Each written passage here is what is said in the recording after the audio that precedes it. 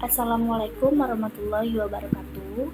Perkenalkan, saya Vera Ranita dari tim KKN Tematik Untidar 2021-2022 Angkatan 2. Di sini saya ingin menjelaskan mengenai digital marketing. Apa sih digital marketing itu? Digital marketing merupakan pemasaran dengan menggunakan penerapan teknologi secara digital. Salah satu bentuk marketing digital dengan menggunakan media elektronik atau internet, seperti e-marketing. Dalam digital marketing memiliki beberapa manfaat, yaitu 1. Kecepatan penyebaran, 2. Kemudahan evaluasi, dan yang ketiga jangkauan yang lebih luas. Yang dimaksud dengan kecepatan penyebaran ini, jadi kita dalam memasarkan produk itu hanya dalam satu kali klik dan produk akan tersebar di seluruh sosial media. Kemudian kedua ada kemudahan evaluasi. Kemudian evaluasi ini hasil dari kegiatan pemasarannya ini tuh bisa langsung kita dapat gitu. Informasi-informasinya seperti kayak berapa lama produk tersebut dilihat, berapa persen konversi penjualan, berapa kenaikan followers dalam menjangkau produk ini, seperti itu. Terus yang ketiga ada jangkauan yang lebih luas. Dalam digital marketing, penyebaran produk ini bisa sampai ke seluruh dunia. Selanjutnya ada aplikasi dari digital marketing yang bisa dilihat dari beberapa dimensi, yaitu 1. Dari website. Website adalah penghubung dengan dunia digital secara keseluruhan dan juga mungkin bagian yang paling penting dalam strategi pemasaran digital ini, yang mana kegiatan atau aktivitas online tersebut akan terarah langsung oleh calon konsumen. Kayak kita membuat blog terkait produk kita, misal gendarnya Bu Endang, kita membuat website terkait kerupuk gendar Bu Endang. Nah, kita memasarkannya lewat situ, kita memberikan penjelasan, memberikan gambaran suatu produk untuk diperjualkan. Kedua, ada optimasi mesin pencari SEO.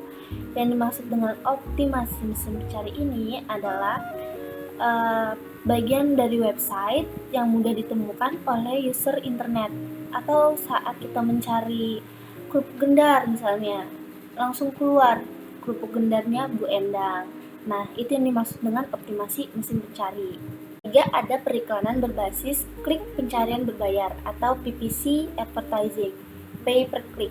Jadi pemasaran ini membeli halaman hasil pencarian internet agar websitenya ini tuh berada di paling atas saat kita cari. Misal lagi kering kentang miroso. Nah, saat kita klik kering kentang atau kentang, keripik kentang, ntar muncul kering kentang miroso yang di paling atas gitu websitenya. Ini yang dimaksud dengan pay per click. Jadi sekali klik, nanti kita akan membayar hasil pencarian internet dari beberapa orang yang ngeklik itu. Yang keempat ada pemasaran afiliasi serta juga kemitraan strategis. Yang dimaksud dengan pemasaran afiliasi kemitraan strategis ini, kita mempunyai hubungan dengan masyarakat online, seperti kita bekerja sama dengan organisasi atau perusahaan lain yang menggunakan website-website tertentu dari beberapa produk yang kita mitrakan untuk memasarkannya atau mempromosikannya dalam suatu website itu. Nah, dalam pemasarannya ini kita memperoleh keuntungan secara bersama, kayak kita kolaborasi antar produk A dan produk B, seperti itu. Yang kelima adalah dari social network. Jadi kita memasarkan produk ini dari WhatsApp, misal dari Instagram, untuk diteruskan ke orang-orang atau kelompok-kelompok masyarakat lain agar tertarik untuk membeli produknya. Jadi promosinya ini lebih ke langsung kepada pangsa pasarnya. Ada email pemasaran. Melalui email ini, kegiatan atau aktivitas marketing dapat dikirimkan dengan tujuan di dalamnya menjaga hubungan antar konsumen yang sudah ada ataupun calon konsumen. Jadi kita mengirimkan email kepada orang-orang yang akan membeli maupun langganan yang sering membeli produk kita agar terus tertarik atau dapat menarik pelanggan. Strategi digital marketing. Ada beberapa tahapan dalam memulai atau melakukan strategi digital marketing. Yang pertama, ada situation analysis atau analisis situasi. Tahap ini merupakan awal dari konsep bisnis dengan melakukan analisis peluang, kekuatan, kelemahan, dan juga ancaman bagi perusahaan. Analisis SWOT ini merupakan identifikasi segala macam faktor secara sistematis di dalam merumuskan strategi perusahaan. Nah, analisis SWOT ini disarankan pada logika yang bisa memaksimalkan kekuatan, peluang. Tetapi secara strategi selalu berhubungan dengan pengembangan misi, tujuan, strategi, serta kebijakan perusahaan.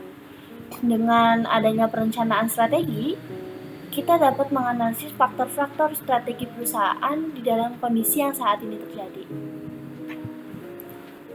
Tahap selanjutnya ada strategi perencanaan. Digital marketing merupakan inti dari sebuah e-bisnis. Dengan semakin dekatnya sebuah perusahaan terhadap pelanggan, kita dapat memahaminya secara lebih baik, menambah nilai dari suatu produk, memperluas jaringan distribusi, serta meningkatkan angka penjualan. Dalam tahap strategi perencanaan, ada 7 metodologi yang sederhana dalam membantu evaluasi serta menganalisis peluang pasar. Yang pertama, ada identifikasi kebutuhan pelanggan yang belum terpenuhi. Yang kedua, ada identifikasi pelanggan tertentu yang akan dijadikan tujuan konsumen oleh perusahaan. Yang ketiga, menilai keuntungan yang berkaitan dengan kompetisi atau pesaing. Yang keempat, ada menilai sumber daya perusahaan untuk memberikan penawaran.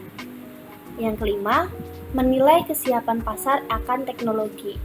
Gimana nih pasar nih, udah melek teknologi atau belum? Nah, kita bisa mengevaluasi atau menganalisisnya dengan ini. Yang keenam, ada menentukan peluang secara konkret. Yang ketujuh, dan yang terakhir ini adalah menilai peluang daya tarik bagi pelanggan. Tahapan selanjutnya adalah tujuan. Dalam tujuan digital marketing ini mencakup aspek tugas, kuantitas, serta waktu. Sebagian besar digital marketing memiliki tujuan yang satu, untuk meningkatkan pangsa pasar.